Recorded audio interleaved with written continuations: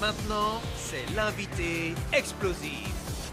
Et notre invité explosif, c'est Lionel Cecilio, vous le savez maintenant, si vous suivez l'émission depuis le début, mais si vous nous rejoignez, c'est Lionel Cecilio. J'aime bien faire de la vieille radio, comme ça.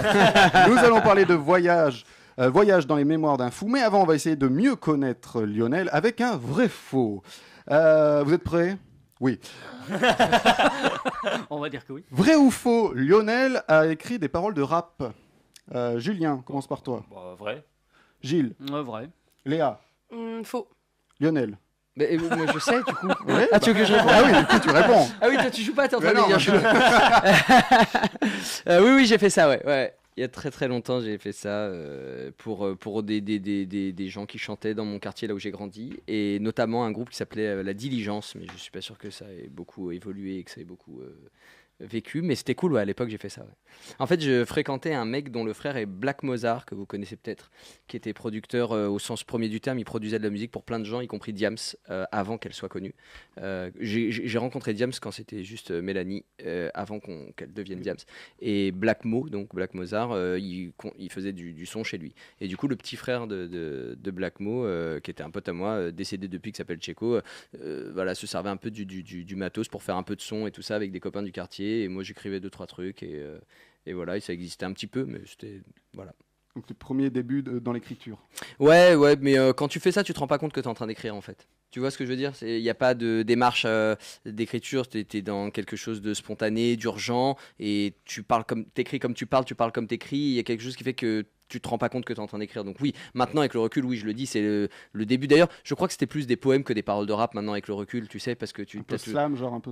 Non, parce que c'était écrit pour être rappé, ouais. Mais ce que je veux dire, c'est que, en fait, je pense que j'écrivais des poèmes sans vraiment le savoir, tu sais, j'étais Monsieur Jourdain des trucs, et que juste par pudeur, et parce que t'es là où t'es, à l'endroit et à l'instant où t'es, tu fais ce qu'il y a à faire à ce moment-là, quoi. Mais si c'était aujourd'hui, si je reprenais les cahiers en les lisant, je crois si on n'avait pas le contexte, on y lirait des poèmes, je pense. Oui, si t'as pas la musique, c'est vrai. Deuxième, vrai ou faux, il aurait pu devenir avocat, Gilles. Ouais, pourquoi pas. Enfin, pas Gilles, Lionel. Moi aussi, on peut tous être avocats. Léa. Allez, j'y faux. Faux. Faux, Julien, j'ai pas eu le temps de dire son prénom. Lionel. Non, j'aurais pas pu, je suis trop mauvais élève, mais j'ai fait une fac de droit pendant 15 jours. Enfin, en vrai, j'ai fait une fac de droit pendant 6 mois. Et ça s'est très mal terminé parce que je sais pas si ça fonctionne encore comme ça. J'ai 36 ans, donc il s'est passé quand même 15 ans depuis que j'étais à la fac. Mais il y a des partiels en janvier. Vous connaissez ce truc ou pas ? On n'a pas fait ce genre de... Il y a des examens en janvier. Et donc tu démarres en octobre, un truc comme ça, puis en janvier, tu as des examens. Et en fait, en fac de droit, dans les premiers mois, tu apprends notamment en droit constitutionnel Confucius. Et moi, j'avais absolument rien retenu ni appris. Et donc, au partiel, j'ai fait un poème sur Confucius qui commençait par un truc très facile du genre je fus confus de ne savoir qui fut Confucius. Un truc un peu foutage de gueule comme ça. Et en fait, j'ai été convoqué par la doyenne qui m'a dit foutez de ma gueule, machin. Et puis, je lui ai dit vous avez décacheté ma copie en fait. C'est anonyme, Ah, oui. oui. T'as un cachet en haut à droite que tu replies, que d'accord. tu colles. Et en fait, c'était tellement fou qu'elle avait décacheté pour voir qui c'était. Et moi, je la mets face à elle et je lui dis c'est parfaitement illégal en fait, c'est très grave, ça dépasse le cadre de la. Et elle me dit mais attends, vous allez pas retourner le truc et tout. Je dis non, je plaisante, je m'en vais. Et j'ai quitté la fac de droit comme ça, quoi. Mais c'était assez drôle parce que du coup, t'es en fac de droit et la nana fait un truc illégal et toi tu lui dis bah non, en fait, là t'es en train de te piéger toute seule, quoi. C'était assez marrant. Mais Depuis, elle a démissionné. Moi, je pense qu'elle est décédée, je pense. Vrai ou faux, il aurait pu devenir footballeur, Julien. Vrai. Léa. Vrai, vous me regardez tous. il a un petit peu la coupe de cheveux. Gilles. Faux. C'est vrai que c'est tout ce qui compte, hein, les coups de Oui, cheveux. c'est ça, pour ouais. devenir footballeur. C'est ce que moi je vois quand je regarde la télé. Je suis désolée quand je vois un match de foot. Et leur cul aussi. Elle. Un petit peu. Ouais. Lionel. Ouais, j'ai joué en 3e division, donc c'est pas mal. Ça s'appelait National 1 à l'époque. Après, tout ça a évolué. Maintenant, on dit Ligue 1. Avant, on disait Première Division. Mais j'ai joué au Paris Football Club. J'ai joué un petit peu au Red Star avant. Après, je sais pas si j'avais une carrière devant moi parce qu'à ce niveau-là, j'étais très jeune. On est beaucoup d'appelés pour très peu d'élus. Il peut se passer un milliard de trucs. J'ai joué jusqu'à 16 ans. Ouais, à 16 ans, ça s'est arrêté parce que j'avais une malformation qui faisait qu'il fallait que je fasse une opération. Et en fait, tu as tellement de critères qui entrent en ligne de compte que mes parents ont dit on ne prend pas le risque de faire une opération si derrière il se tord la cheville ou le genou et qu'il se passe rien. Enfin, c'est trop risqué. Donc, je saurais jamais. Et en même temps, j'ai pas la prétention de croire que je serais devenu un très grand joueur. Mais en tout cas, j'avais un potentiel qui faisait qu'on s'intéressait à moi. Et moi, je m'amusais bien dans ce sport. Et je suis devenu un fervent défenseur de ce sport parce qu'en fait, quand ça s'est arrêté à 16 ans, je suis devenu entraîneur pour enfants des 6-8 ans.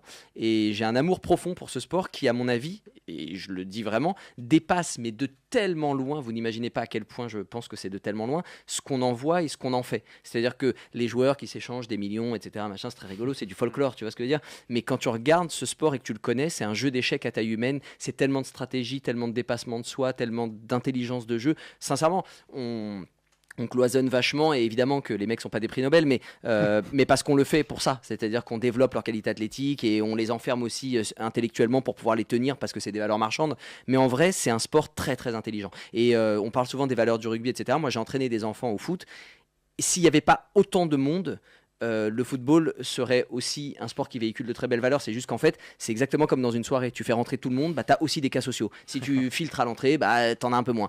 Et là, en fait, c'est le seul sport du monde qui peut se jouer avec deux cailloux qui forment le but et un ballon. Quoi. Tu vois ce que je veux dire? Un tennis, tu as besoin du filet. Un basket, tu as besoin du panier. Là, non. Là, tu peux jouer n'importe où, n'importe comment. Donc, forcément, il y a plein d'appelés. Et voilà. Mais je défends ce sport, mais tellement. Là, il y a la Coupe du Monde féminine qui commence vendredi. Vendredi, là. Vrai ou faux, il a eu pour entraîneur Didier Deschamps. Julien. Bah du coup, vrai. Ok, Léa. Non, allez, je dis faux. Gilles. Ouais, vrai aussi. Lionel. Non, c'est parfaitement faux. En même temps, à l'époque, il était encore joueur. Ouais, c'est ça. Quand Didier Deschamps est devenu entraîneur. Par contre, j'ai un ami à moi, comédien, que je salue. Ça n'a rien à voir avec l'émission, c'est juste le prétexte pour lui faire un bisou. Ça s'appelle Didier Deschamps. Qui s'appelle Xavier Gojo et qui a été joueur de foot professionnel avant d'être comédien et qui a été entraîné par Jean-Michel Larquet. C'est presque. Vous voyez, ça n'a rien à voir. C'est presque. Mais on est un peu dans le C'est thème. juste pour lui faire un bisou parce que c'est mon copain. On reste dans le foot. Vrai ou faux, Lionel a tourné avec Neymar. Léa, tiens, on commence par toi. Allez, j'ai envie de dire vrai. Gilles. Faux. Je ne sais pas du tout qui est Neymar, hein, je précise, hein, mais j'ai envie de dire vrai quand même. Julien, c'est Vrai. un footballeur brésilien qui joue au PSG. D'accord. Lionel. Ouais, c'est vrai, ouais, j'ai tourné il y a très peu de temps, là, c'était il y a un mois, un truc comme ça, une publicité avec Neymar. Et c'est drôle parce que d'abord, on te dit que tu vas tourner une pub pour Nike. Donc t'es content. Après on te dit que c'est avec Neymar, toi t'es fan de foot et tout. Voilà, Léa c'est pas qui c'est, mais Neymar ça fait peut-être partie des 5 joueurs de foot les plus médiatisés. Mais je connais le nom. Hein, voilà, il se trouve qu'il est très bon, mais au-delà d'être très bon, il est très médiatisé parce que c'est quand même, ça se rejoint souvent au même endroit, mais c'est quand même deux choses assez différentes. Par exemple, un mec comme Hazard est un joueur qui est très très bon, mais qui est pas aussi médiatisé pour le grand public large qu'un Cristiano Ronaldo, qu'un Messi, qu'un Neymar, que ces mecs-là. Et donc tu te dis, ah c'est génial et tout, Nike, Neymar et tout, super. Puis en fait, t'arrives à 8h30, t'as une doublure jusqu'à 15h, Neymar vient, il reste 1 heure, tu le vois, hein, tu lui adresses 3 mots, tu fais une photo avec lui, t'es très content.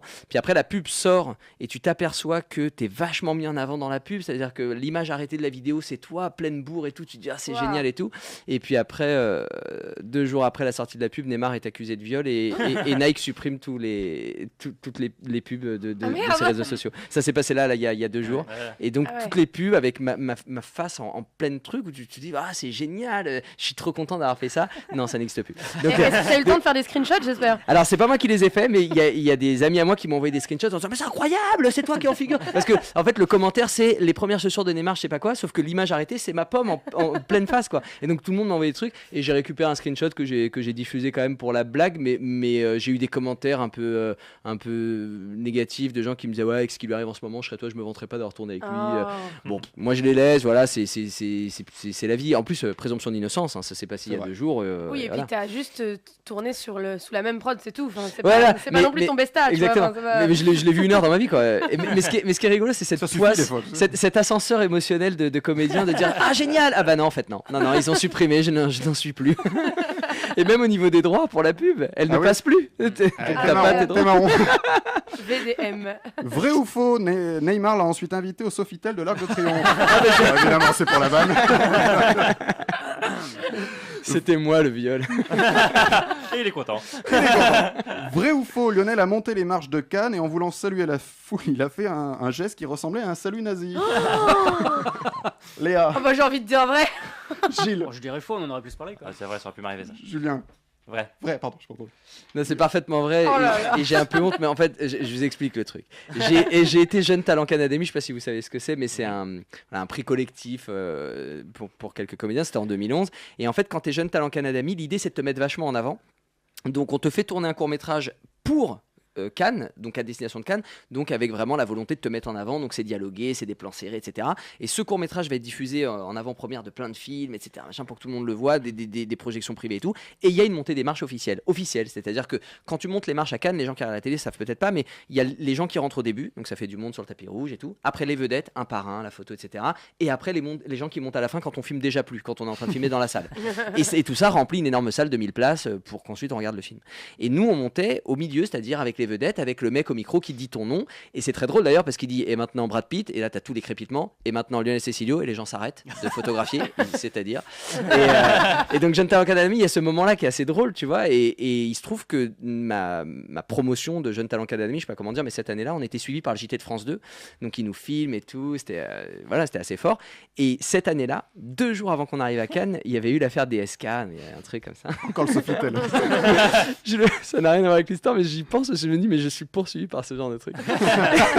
Et du coup, j'arrive sur le tapis rouge, je suis hyper content d'être là, et je suis en même temps que Brad Pitt. On monte en même temps que, je crois que c'était Tree of Life de mémoire. Il est dans Tree of Life, Brad Pitt ? Ouais. Alors c'est ça, c'était Tree of Life. Et donc on monte et tout, et Brad Pitt arrive en haut, et une classe absolue de mec qui fait ça tous les ans. Le mec se retourne et il fait un grand geste comme ça, mais très fluide, très classe. Et moi je sais que je suis suivi par France 2, on est au JT de France 2 et tout, j'ai envie de faire comme lui, et j'arrive en haut, et je fais un truc vraiment très maladroit, et mon bras reste un peu figé, tu sais, de mec un peu angoissé comme ça, et ça ressemble à un truc bizarre. Et là je reçois plein de messages sur mon portable, mais qu'est-ce que tu fais ? Baisse le bras, baisse-le, tu vas niquer ta carrière. En fait, la chance que j'ai, c'est que tout le monde se fout de moi à ce moment-là, donc, et encore maintenant. Donc du coup, c'est passé complètement. Mais ouais, j'ai des images sur France 2 où je suis comme ça. Et arrêtez quoi. Et t'as envie de dire, mais balance la main, fais coucou. Qui est cette personne ? Horrible. Vrai ou faux, il a demandé aux Black Eyed Peas ce qu'ils faisaient dans la vie. Gilles, Vrai. Julien, Vrai. Léa. Bah, j'ai envie de dire vrai aussi. Oui, c'est parfaitement vrai. En fait, il faut que vous sachiez que je suis un blaireau absolu en nom de gens de qui fait quoi. Tout à l'heure, je voulais citer le film Richard, j'ai dit L'Aveugle. Et donc, je tourne pour une émission qui était l'ancêtre de On ne demande qu'à en rire sur France 2. Et ça s'appelait 60 secondes pour rire. Et donc on tourne là-dedans, etc. Ça passe super bien. Et en fait, les locaux sont à côté de ceux de Canal+, où il y avait l'émission qui était pas nulle part ailleurs parce que ça a changé de nom, mais Le grand journal, voilà, un truc comme ça. Et ils reçoivent les Black Eyed Peas. Et moi, à ce moment-là, je sais pas qui c'est. J'écoute la musique, mais je suis très mauvais en nom de gens. En fait, par exemple, en cinéma, je m'attache beaucoup aux personnages, mais les acteurs, je m'en fous. Et moins je les vois, mieux je me porte. Tu vois ce que je veux dire ? Donc les acteurs qui font du eux-mêmes, généralement, ça me saoule un peu. Et donc moi, les voici, les gars là, je suis pas très au courant, pas très au fait. Et je peux dans la rue appeler Daniel Auteuil, Vincent Cassel, par exemple. Je peux faire ça. Vraiment, je peux faire ce genre de choses. Et donc, du coup, je prends l'ascenseur avec un Indien, une blonde, un black. On tirait une blague. C'est une blague, ouais. C'est ça. L'Indien tombe. Et moi, je suis très détendu. En plus, l'émission se passe vraiment très bien. J'étais avec Xavier Gojo, que j'ai cité tout à l'heure. On était en duo et tout. Vraiment, ça se passe bien. Je suis très détendu. Je suis chez moi, tu vois. Je suis à la baraque. Et moi, je prends l'ascenseur avec eux et je suis cool, tu vois. Et je dis ça va. Et on monte sur, je sais pas, peut-être 5 étages. Je sais plus combien. Et pendant l'ascenseur, je dis alors, vous êtes là pourquoi ? On est reçus dans l'émission d'à côté. Et puis, ils me disent l'émission d'à côté. Donc, moi, je tilte pas que c'est la grosse émission de Canal, l'Access Prime Time et tout. Et je fais, mais vous faites quoi, vous, dans la vie ? De la musique. Et je dis, mais c'est cool, ça a l'air bien. Vous avez un Facebook, un truc que j'aille écouter. Et ils me mettre donnent un like. Et les mecs, détente, normal, me donnent leur Facebook. Et je vois Black Eyed Peas. Ah d'accord. Ah mais je crois que j'ai déjà entendu si en fait si. Et en fait je sors de l'ascenseur et tout le monde me saute dessus genre alors t'étais avec le Black Eyed Peas, qu'est-ce qu'ils t'ont dit, je dis je leur ai demandé ce qu'ils faisaient dans la vie. Ils m'ont dit, t'es con. Voilà, histoire de ma vie, moi je suis un boulet avec les gens. Dernier vrai ou faux, il a fait la lecture pour les insomniaques. Léa, Pour les insomniaques, c'est qui les gens qui ne dorment pas la nuit. Ah d'accord. Je croyais que c'était genre un groupe, genre tu sais, qui était en tôle ou un truc. Ah ouais, il ressort un album là, la semaine prochaine. Pour les gens qui veillent la nuit. Genre, je sais pas, non, c'est faux. Gilles, Ouais, pourquoi pas. Julien. Ouais, vrai. Oui, c'est vrai. En fait, j'ai participé à une émission qui s'appelait Voyage au bout de la nuit, qui est diffusée sur C8. J'ai fait ça pendant 11 ans. En fait, j'ai fait la toute première. Donc ça, c'est un hasard du calendrier, parce qu'il y avait plusieurs lecteurs et lectrices. Vous avez sûrement déjà vu cette émission. Et moi, j'ai été le seul garçon. Sur les 11 ans, il y a eu des phases où il y avait d'autres garçons, mais très très peu, c'était essentiellement des filles. Moi, j'ai tenu la rampe pendant les 11 ans. Et hasard du calendrier du petit noyau de lecteurs, j'ai enregistré la toute première, c'était en 2008. Et je suis resté jusqu'à là, l'année dernière.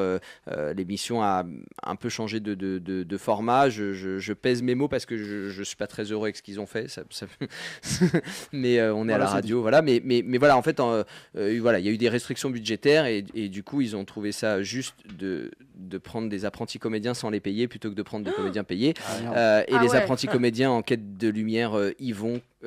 Évidemment. Donc il y a un truc où tu as envie d'en vouloir à personne parce que leur trouvaille est assez intelligente et les jeunes comédiens ils y vont, bon bah voilà, très bien, mais quand même le système est un peu débectant. Mais du coup voilà, j'ai tenu la barre des 11 ans de cette émission et c'est assez drôle parce qu'en fait on a le sentiment qu'on est au milieu de la nuit et qu'on n'est pas vu, mais on était très très très vu. J'ai subi alors moi il se trouve que sur 11 ans, et en plus comme j'étais un peu débridé à l'antenne, j'ai fait beaucoup de zapping, j'ai été reçu chez Hanouna, etc.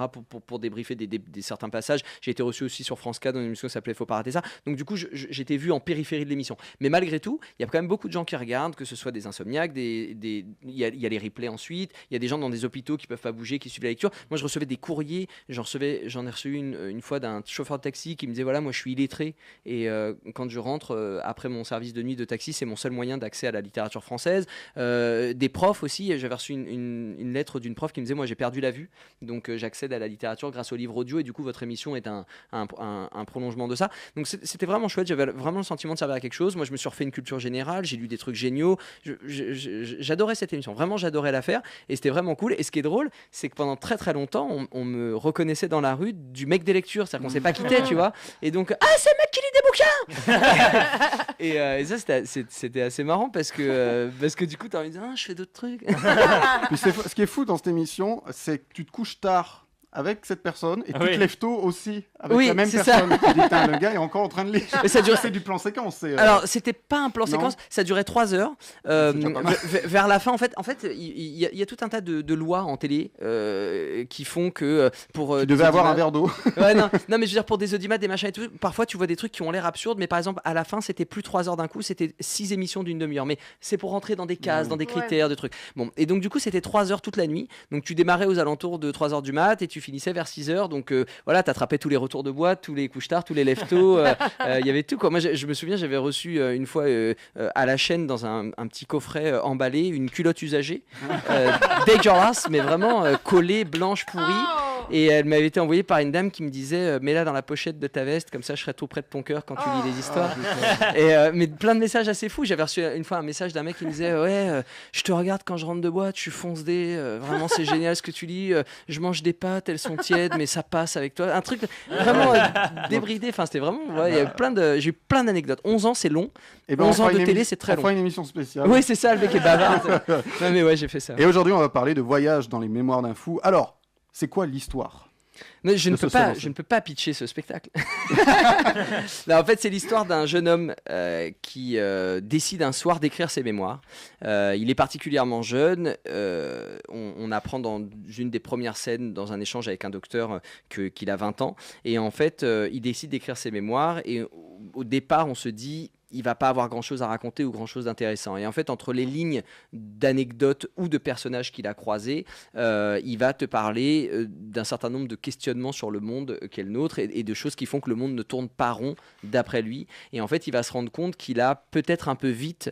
On se demande pourquoi il écrit ses mémoires. Au fur et à mesure du spectacle, on va le comprendre. Et on se rend compte lui va se rendre compte qu'il a peut-être un peu vite baissé les bras et que peut-être tous ces trucs qui tournent pas rond dans le monde, ça commence par soi en fait. Et donc ça aurait dû commencer par lui. Et plutôt que de se mettre en spectateur du monde et de pointer du doigt ce qui ne va pas, peut-être que lui-même aurait dû tenter d'être un meilleur humain, entendre mieux ce qu'on lui a dit, et ces souvenirs qui lui reviennent sont finalement des moments de vie qu'il a peut-être pas vécu à 100%, où il a peut-être pas entendu les messages que la vie lui envoyait.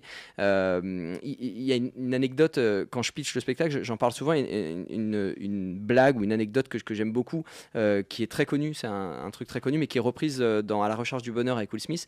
C'est un mec qui est en train de se noyer. Et il est très croyant et il en appelle à Dieu, et puis il y a un bateau qui passe qui lui tend une bouée et puis il dit non c'est bon, Dieu me sauvera. Puis un deuxième bateau qui lui tend une bouée, il dit non c'est bon, Dieu me sauvera. Puis un troisième, puis à la fin le mec noie, meurt, il arrive au paradis, il dit bah alors moi j'ai prié toute ma vie. Il dit bah, et Dieu lui répond bah tu plaisantes, je t'ai envoyé 3 bateaux. Et en fait il y a un truc comme ça où ça commence par toi-même et voilà. Et donc ce spectacle évoque un peu tout ça. La dynamique et le problème de ce spectacle, c'est qu'on comprendra dans le spectacle ce qui l'a amené à écrire ses mémoires, et peut-être que cette raison-là fait que pour lui c'est déjà trop tard et que finalement il est peut-être déjà trop tard pour lui pour commencer à se battre pour changer le monde et qu'en fait il est en train de passer un relais pour que le public qui est lecteur de ses mémoires lui se lève de la salle en se disant bah moi j'ai envie d'être une meilleure personne dès demain et moi de faire en sorte que le monde tourne peut-être un peu mieux. On écoute un petit extrait. C'est parti. Je rêvais à mon ennui. L'ennui est le meilleur allié du poète. Il est la douceur de l'exil. Il est la sanité des fous. Il est la nourrice de la solitude. Je rêvais, tandis que mes camarades ricanaient de moi et que l'éducatrice m'humiliait. Jeune homme! Bon, oui, vous cessez de bailler aux corneilles et vous vous mettez au travail, jeune homme. Ah oui, non mais véritablement, hein, il va falloir s'y mettre au travail. Léa a vu le spectacle. Oui, tout à fait. J'ai vu le spectacle, c'était très étonnant et superbement bien écrit et bien interprété, j'ai trouvé.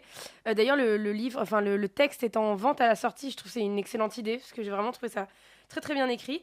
Il y a aussi une très belle présence musicale qui est assez importante tout au long de la pièce. Et c'est très poétique, parfois un peu planant, parfois drôle. Mais en tout cas, c'est toujours très beau et très touchant. C'est un vrai voyage, comme le dit le titre. On ne voit pas le temps passer, on est vraiment plongé dedans. Et voilà, en tout cas, c'est très beau et très puissant. J'ai beaucoup aimé. Et on retrouve plein de personnages. Alors, il y en a certains qui t'ont inspiré. Par exemple, il y a une prof de théâtre un petit peu, un petit peu chelou, faut le dire. Ouais. Est-ce que c'est une vraie prof que tu as eue, par exemple? En tout cas, c'est des anecdotes soit vécues, soit racontées. Mais ce qui était intéressant pour moi dans les personnages, il y a des personnages qui se sont imposés à moi et je me suis dit, bah tiens, lui, je vais lui coller ce passage-là. Où... En fait, je voulais dire des choses. Donc j'avais des choses à dire et je construisais mon spectacle comme un puzzle en disant, voilà, ça, je vais parler de ça maintenant. Ça, pour le rythme, c'est mieux avant, etc. Puis après, j'ai distribué mon texte à mes personnages comme je le distribuerais à des comédiens si j'étais metteur en scène. Mais il y a des personnages qui sont imposés à moi. Je me disais, ce personnage-là, il faut que je le mette quoi qu'il arrive, parce qu'il a ça à dire ou parce qu'il a cette force-là ou cette présence-là. Et puis après, il y a des textes que j'ai distribués à des personnages. Je dis ça passera bien si c'est dans la bouche d'un tel ou d'un tel, et j'ai construit toute pièce. Mais en tout cas, mes inspirations, elles sont vraiment très très larges. Elles sont de partout. Dans le spectacle, le texte est de moi, mais il y a 2 ou 3 moments où il y a des citations. Il y a 2 ou 3 moments où il y a des citations de Flaubert qui écrit des choses qui allaient dans le sens de ce que je voulais faire et qui est un auteur qui, sans le savoir évidemment puisqu'il est décédé, mais m'a beaucoup aidé finalement à pondre ce spectacle-là. Mais il y a aussi des citations de Jean-Claude Van Damme que je suppose, que j'estime être un des plus grands philosophes de notre époque, et elles sont glissées au milieu du texte. Pas dans des moments de drôlerie, vraiment dans des moments où ça fait réfléchir et où les gens le prennent comme ça. Et il y a aussi une citation de inconnus, tu sais, souvent des citations comme ça qui sont dans le domaine, on ne sait plus qui a dit ça. Mais voilà, il y a 3-4 moments comme ça où je cite des personnages et ils sont vraiment très variés. Un grand écart, tu vas de Flaubert à Van Damme en 2 secondes. Et ça m'intéressait. Elles sont vraiment multiples, mes inspirations. Alors la prof, j'ai pas en tête une prof, mais j'en ai 1000 qui ont donné celle-là, quoi. C'est plus des monstres qui sont nés de plein d'inspirations, quoi. Il y a une rencontre très... Sauf le prof de boxe, le coach de boxe, il existe vraiment tel quel. Ah oui. Je fais de la boxe anglaise et j'imagine qu'il écoutera pas ça parce qu'il doit être en train de donner un cours alors qu'il est, mais voilà. En train de défoncer quelqu'un. Voilà, mais coach Pierrot, qui est un personnage épatant et qui m'a vraiment pour le coup lui guidé. C'est-à-dire que lui il s'est imposé à moi. Je me suis dit il faut que ça à un moment donné ça existe dans le spectacle. Il y a une rencontre très drôle entre Dieu et Einstein. C'est Ouais. pas mal. Ouais, je disais tout à l'heure que pour pas trop dévoiler le spectacle, je disais pas qu'est-ce qui l'amène à écrire ses mémoires, mais techniquement il faut savoir que pendant donc ça, je respecte l'unité de temps et de lieu. Donc ça se passe dans une chambre et dans une nuit. Mais de là, comme tout vient de sa tête et des mémoires qu'il est en train d'écrire, on part avec lui dans ses souvenirs. Et ces souvenirs, au fur et à mesure du spectacle, ils sont plus ou moins réels, plus ou moins fantasmés à cause de médicaments qu'il prend et qui lui font tourner la tête. Et donc, dans ces souvenirs fantasmés, ces interrogations deviennent des espèces de souvenirs fantasmés, des rêves, des cauchemars, ce qu'on veut. Et dans ces souvenirs, il y a à un moment donné une discussion entre Dieu et Einstein où ils se renvoient un peu la balle de leur création respective, en fait. Voilà. Voilà, on va pas tout dévoiler. Allez applaudir Lionel Cecilio. C'est au théâtre Les Saillons, voyage dans les mémoires d'un fou. Les dates du 25 au 15 juin, donc 15 juin c'est bientôt là, du jeudi au samedi à 21h15, j'y arrive en bégayant. On retrouve Lionel. Après... Oui, tu voulais rajouter quelque chose? Oui, je voulais juste dire un truc. Alors, il faut savoir que ça me tient à cœur de toujours citer les gens qui ont bossé sur ce spectacle, pas par failloterie, mais parce que sincèrement, comme le disait Léa tout à l'heure, que ce soit la lumière ou la musique ou le travail sur le corps, il y a quelque chose que je voulais entier dans le spectacle et cohérent. Et du coup, ça me tenait juste à cœur, surtout parce que Léa l'a évoqué, donc du coup d'aller au bout, de dire les noms des gens qui ont travaillé sur ce spectacle. Les créations musicales sont signées Lucien Pénaud, les chorégraphies Sylviane Boermotti et les lumières Johanna Boyer-Dilolo. Voilà, juste pour que on sache qu'ils existent et qu'on aille voir leur travail parce qu'ils sont tous les trois très talentueux. Voilà. Qu'on sache qui a travaillé sur ce beau spectacle. Ouais. On retrouve Lionel après Faustine. Et maintenant, c'est l'interview explosive. Alors, comme ton seul en scène s'appelle Voyage dans les mémoires d'un fou, je vais te faire une interview Voyage. Allez, Tu réponds très vite, tu ne réfléchis pas. Plutôt voyage dans l'espace ou voyage en Renault Espace? dans l'espace. Plutôt voyager dans le temps ou voyager quand tu as le temps? Dans le temps, Plutôt le guide du routard ou le guide Michelin? du routard. Plutôt Voyage Voyage de Desireless ou On the Road Again de Bernard Lavillier? On the wall again. Plutôt le tour du monde ou le tour du périph'? Du monde. Plutôt J'ai hésité. Ouais. Je sais pas pourquoi je réfléchis là-dessus. Plutôt voyage au bout de la nuit ou voyage dans les mémoires d'un fou? Dans les mémoires d'un fou. Évidemment. Bravo. Allez applaudir Lionel dans Voyage dans les mémoires d'un fou au Théâtre Essaillant du jeudi au samedi à 21h15 jusqu'au 15 juin. C'est très vite là. Merci Lionel. Merci à vous, merci beaucoup.